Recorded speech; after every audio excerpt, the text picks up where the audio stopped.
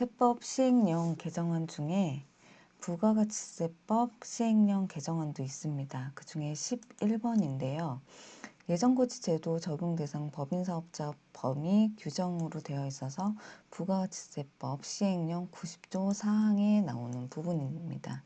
근데 이거는 지금 적용 시기가 2021년 1월 1일 이후 결정하는 분부터이기 때문에 당장 2020년인 올해는 해당 사항이 없습니다. 그런데 바로 1년 후면 이게 바로 적용이 되기 때문에 먼저 알아두셔야 되겠죠. 우리가 기존에 알고 있던 예정고지라 함은 개인사업자에 대해서 적용이 되었었는데요. 이 세법 개정안으로 예정고지 대상에 영세법인사업자를 추가를 했습니다. 그런데 이 적용 대상 법인사업자의 범위를 시행령에 위임을 했고요.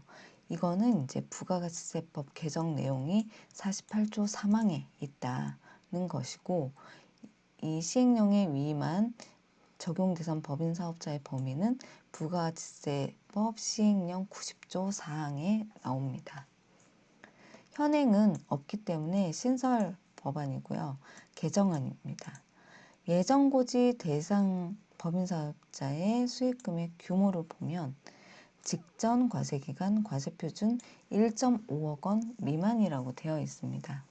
적용 시기가 2021년 1월 1일 이후 결정하는 분부터이기 때문에 우리가 일반적으로 알고 있는 개인사업자들한테 예정고지가 날라오는 그 시기가 4월과 10월이죠.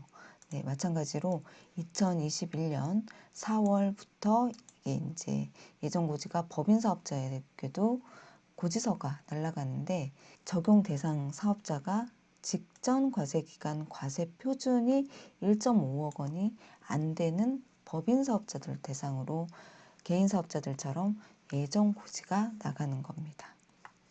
그러면 직전 과세기간은 언제부터이냐라고 하면 이거는 부가가치세법 시행령이기 때문에 부가가치세법의 과세기간은 우리가 1년에 1기와 2기로 되어 있죠.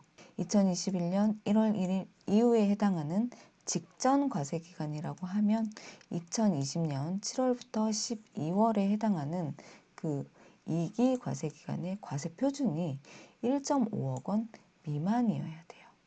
그러면 이런 사업자들은 2021년 1월 1일 이후부터는 부가가치세 예정 신고를 하는 게 아니라 관할 세무서가 부가가치세 예정 고지서를 보내게 되는 거죠. 개인사업자들은 예정 고지가 나오면 예정 고지를 납부를 해야 됩니다. 네, 예정 신고를 할 수가 없어요. 근데 예정 신고를 할 수 있는 사유에 해당이 되면 개인사업자들도 예정 신고를 할 수가 있죠. 그 사유에 해당함은 단기에, 예를 들어서 2021년 1월 1일 이후면 2021년 1월부터 3월까지 부가세 과세표준을 계산을 해봤더니 일반적으로 그냥 쉽게 매출액이 3분의 1로 줄었어요. 그리고 또는 납부할 세액이 3분의 1로 줄었어요. 그러면 예정 고지를 납부하지 않고도 예정 신고를 할 수가 있죠. 소규모 법인 사업자들도 똑같이 직전 과세기간 과세표준 1.5억 원 미만인데 매출액이 3분의 1로 줄거나 납부할 세액이 3분의 1로 줄었을 때는 소규모 법인 사업자들도 개인 사업자들이 예정 신고를 할 수 있는 것처럼 똑같이 적용이 됩니다. 그런데 개인 사업자와 법인 사업자의 다른 점이 있어요. 개인 사업자는 무조건 예정 신고를 할 수 있는 거는 매출액이 3분의 1로 줄었거나 납부할 세액이 3분의 1이 줄었을 경우에 예정 신고를 할 수 있고, 그 이외에는 예정 고지를 받아야 되죠. 그런데 법인 사업자들은 직전 과세기간 과세표준이 1.5억이 안 된 사업자들만 예정고지 대상자예요. 근데 직전 과세기간 2020년 7월부터 12월까지는 과세표준이 1.5억 원이 안 돼서 2021년 1기 예정고지를 받았는데 사업이 조금 잘 됐어요. 그래서 2021년 1월부터 6월까지 부가가치세 확정 신고를 해보니까 과세표준이 1.7억 원이 됐어요. 그러면 이 사업자들은, 이 법인 사업자들은 직전 과세 기간 과세 표준이 1.5억 원 미만이 해당이 안 되죠. 그렇다라고 하면 2021년 2기 예정부터는 또 예정 신고를 해야 되는 거고요. 그러니까 이게 어떻게 보면 좀 편한 것 같지만 저 같은 경우는 불편할 것 같아요. 그냥 법인은 예정 신고하는 대상자이다 라고 생각을 하고 있으면 그냥 그렇게 하면 되잖아요. 근데 어떤 때는 예정고지가 올 수도 있고 어떤 때는 예정고지 대상자가 아닐 수도 있고, 사업이 정말 잘 되는 경우에는 상관이 없겠죠. 근데 정말 소규모의 법인들이 많이 있다 보니까 그런 경우에는 이제 어쨌든 이 법이 개정된 이유가 영세 법인 사업자에 대한 신고 부담 완화라고 되어 있는데, 실은 법인 사업자 같은 경우는 대부분 세무대리인을 이용을 하고 있어요.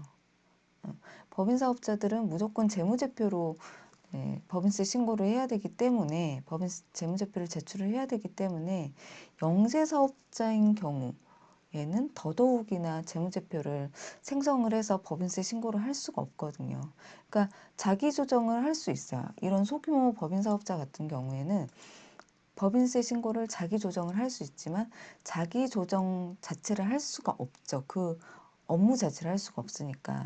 그래서 세무대리인들을 법인들은 반드시 이용을 하게 되는데, 이게 생겨버리면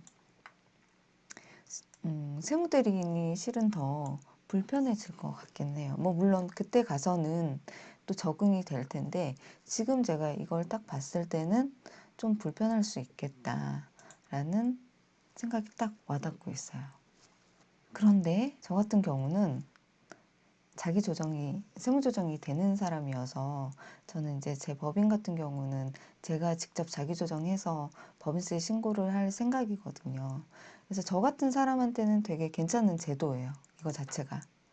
세무대리인을 두지 않을 거고 제가 직접 법인세 신고, 부가세 신고, 원천세 신고를 다 할 거기 때문에 저 같은 사람은 좀 괜찮은데, 일반적으로 세무대리인을 이용하는 법인 사업자의 경우에는 이 업무가 세무대리인들한테는 어쩌면 조금은 더, 한 번 더 체크를 해야 되는 일이 생기는 거죠. 네. 왜냐면 수익 금액이 정말 뭐 항상 과세표준, 부가세 과세표준이 1기 예정, 1기 확정, 2기 예정, 2기 확정 각각의 과세 기간을 더해 봤더니 1.5억이 넘었고 어떤 때는 1.5억이 안 됐고, 이거를 또 그때그때 체크를 해줘야 되는 거거든요. 네. 그래서 어쨌든 현재는 이게 2021년 1월 1일 이후부터 적용을 합니다. 아직 1년이 남았는데요. 이 부분을 알고 있으면 법인 사업자들, 이제 제 주변에도 법인 사업자들이 좀 많이 있거든요. 소규모, 뭐 요새는 1인 법인 사업자들도 많기 때문에 그런 분들한테 이런 거 이제 설명을 해줄 수 있을 것 같아요. 그래서 먼저 알아두면 좋습니다. 네. 당장 이게 적용되지 않는다 할지라도 알아두시면 좋을 것 같아요.